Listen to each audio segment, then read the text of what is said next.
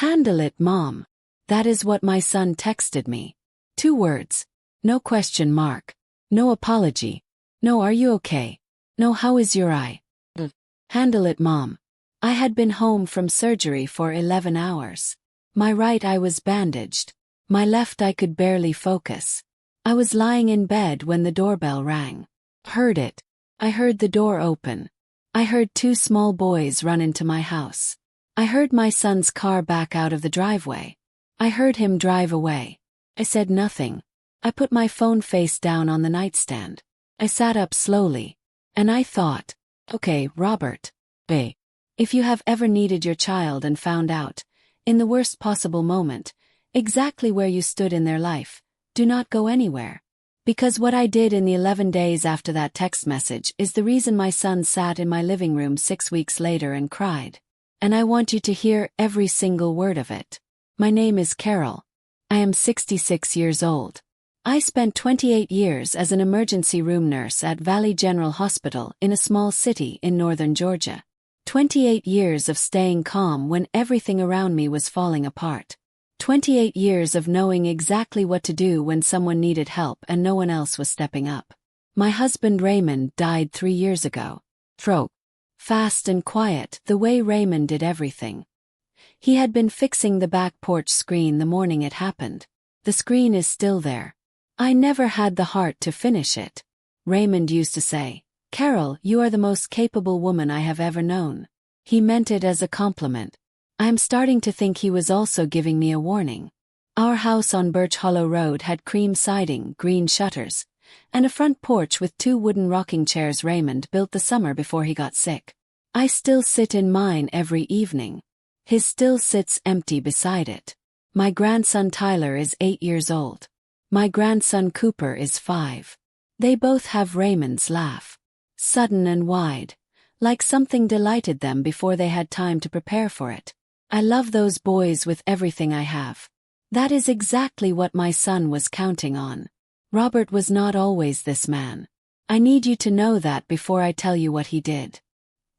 He was the boy who, at 15 years old, noticed I had been rubbing my eyes after long shifts. He saved for 6 weeks from his part-time job at the hardware store. He bought me a lamp. Good one. With a note that said, "So your eyes don't hurt anymore, Mom."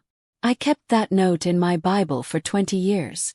I thought about that note a lot in the weeks after the surgery. Robert changed after he married Dawn. Not suddenly. Gradually, the way daylight fades. You don't notice until you look up and realize it is dark. Dawn is not a villain in this story. But she had a way of measuring everything. Time, money, effort, attention. And Robert had learned to measure through her eyes. Somewhere in that measuring I stopped adding up to much. The surgery had been scheduled for 8 weeks. Macular degeneration. My retina specialist, Dr. Ames, had been watching it for 2 years. He said, "Carol, we need to do this now. And you will need complete rest for at least 10 to 14 days afterward. No screens. No driving. No lifting. Minimal activity." I told Robert in January, 6 weeks before the procedure. I said, "Robert, I need you to make other arrangements for the boys during my recovery. Cannot watch them. Dr. Ames has been very clear." Robert said, "Of course, Mom. Don't worry about it." I believed him. Course I believed him. He was the boy who bought me a lamp so my eyes wouldn't hurt. The surgery was on a Tuesday morning in March. My neighbor Gloria drove me. Gloria Watkins, 70 years old, sharp as a tack, the kind of woman who shows up without being asked and stays without overstaying. She sat in the waiting room for 4 hours. She drove me home. She made me soup. She said, "I'll check on you tomorrow." She did. Robert did not call that day. He did not call the next day either. I told myself he was busy. I told myself he would call. The text came on Thursday morning. 2 days after surgery. My eye was bandaged. My left eye was blurry. I was moving carefully through the house, one hand on the wall, the way Dr. Ames had told me. My phone buzzed on the kitchen counter. Picked it up slowly. Held it close to my left eye. Read it twice to make sure I had it right. "Hey Mom, Dawn has a work thing today and tomorrow. Can you take the boys? I'll drop them around 9. Handle it, Mom, you're the best. Handle it, Mom. I stood in my kitchen. Bandaged eye. Blurry vision. 11 hours post-surgery. And my son had just asked me to handle it. I set the phone down on the counter. I did not reply. I called Gloria. Gloria answered on the second ring. She listened to the whole text without saying a word. When I finished, she said, "Carol, what do you need me to do?" I told her. "Stay close," I said. "I'm going to need a witness." She understood immediately. She said, "I will be right next door." And then, right on schedule, at 9:02 in the morning, my doorbell rang. I want you to stop here for a moment. 'Cause here is what I did not do. I did not call Robert and tell him not to come. I did not text him back. I did not ask Gloria to turn them away. Open the door. I let Tyler and Cooper in. I hugged them both. I watched Robert's car back out of the driveway. I watched him drive down Birch Hollow Road without looking back once. And then I closed the door. And I made a decision. I was going to handle it. Just not the way Robert thought. Gloria came over within 5 minutes. She stayed for 2 days. She helped with the boys. She made meals. She drove Tyler to school. On the third day, when Robert still had not called to check on me, I asked Gloria if she would do one thing. I asked her to write down exactly what she had seen. What the boys arrived with. What condition I was in. What Robert had said in the text. Gloria looked at me. She said, "You already have a plan, don't you?" I said, "I am just being thorough." She wrote it all down. 3 pages. Signed and dated. That same evening, with Tyler and Cooper asleep in the guest room, I opened my desk drawer. I found the card that Patricia Odom had given me at my church women's group 4 months earlier. Estate planning. Elder law. Family matters. I had kept it without knowing why. Now I knew. I called her the next morning. Patricia Odom was 61 years old. Calm, precise, and completely unsurprised by anything I told her. She listened to everything. The surgery. Text. The 2 days alone with the boys. Gloria's written account. Then she asked me one question. She said, "Carol, what do you want the outcome to be? Not what do you want to punish him with. What do you want the outcome to be?" I thought about that for a long moment. I said, "I want my son to understand that I am a person. Not a convenience. Not a backup plan. Person." Patricia nodded. She said, "Then let's make sure that message is impossible to ignore." We met twice. She made changes to 3 documents. I will not tell you which 3. I will tell you that Robert's name appeared differently in 2 of them than it had before. And I will tell you that I also made 1 phone call to Valley General Hospital's Human Resources Department, because Raymond had left me a small pension benefit that required an annual form. And while I was on the phone, I asked a very specific question about documentation and family responsibility. The woman I spoke to was very helpful. Took notes. Robert found out on a Friday. I was sitting on the front porch in Raymond's rocking chair. I do that sometimes just to feel close to him when my phone rang. It rang 7 times. On the 8th call I picked up. But before I tell you what Robert said on that call, I need to tell you about Cooper. Because Cooper is the reason I know with complete certainty that every single thing I did was right. On the 5th day of watching the boys, the day Robert still had not called once to check on them or on me, Cooper woke up from his nap crying.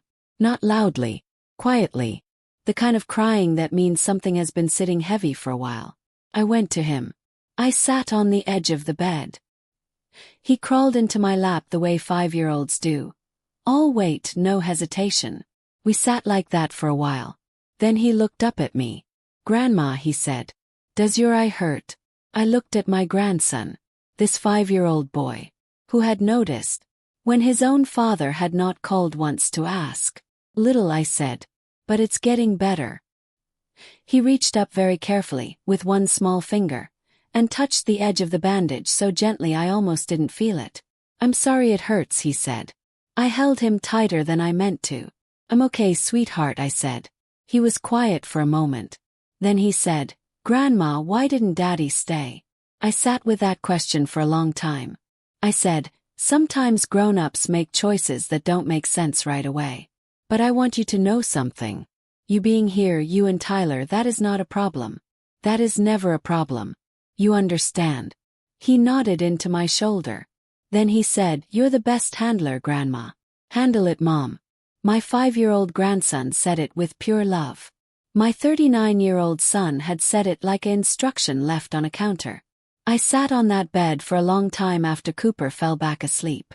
And I thought about Raymond. And I thought, okay, I'm ready now. Robert's voice on that Friday call was not the voice I had heard at Christmas. The easy confidence, gone. What was left sounded younger, uncertain.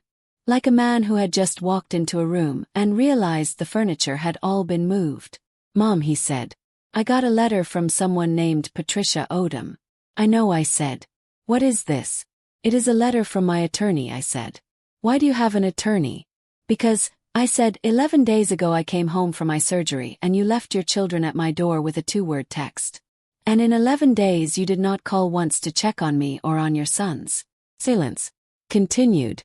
"In 28 years of emergency nursing, I watched families show up for each other in the worst moments imaginable. Strangers showed up for strangers. And in my worst moment, my son sent me a text that said, 'Handle it.'" The silence on his end was long and heavy. "Mom," he finally said. "I didn't think." "No," I said quietly. "You didn't." Is this about the will?"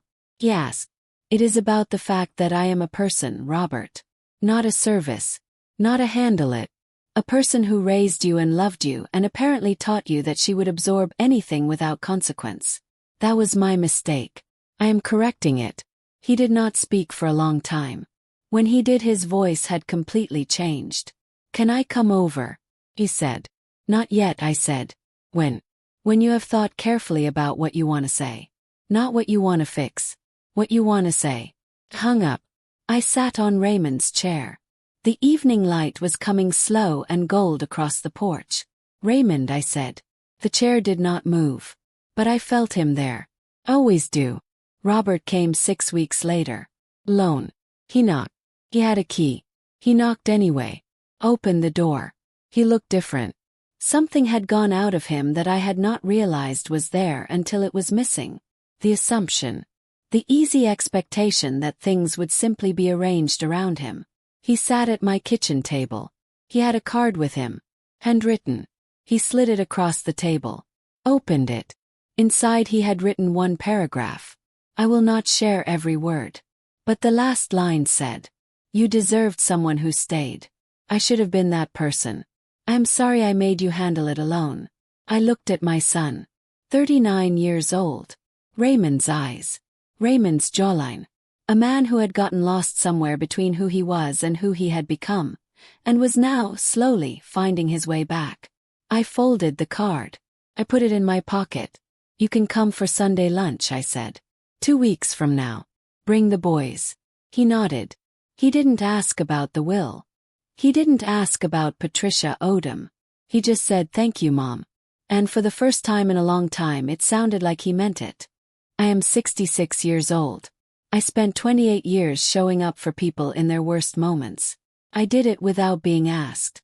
Without keeping score. Without sending a 2-word text and driving away. I did it because that is what you do when someone needs you. And I spent too long believing that the people I loved most would do the same for me. Here is what I know now. You cannot pour from an empty cup. But you also cannot keep filling cups for people who never once check if yours is empty. The surgery healed. My eye is fine. And on a Sunday 2 weeks later, Tyler and Cooper came running through my front door with Raymond's laugh, sudden and wide. And I made pot roast and set the good dishes and called everyone in from the backyard.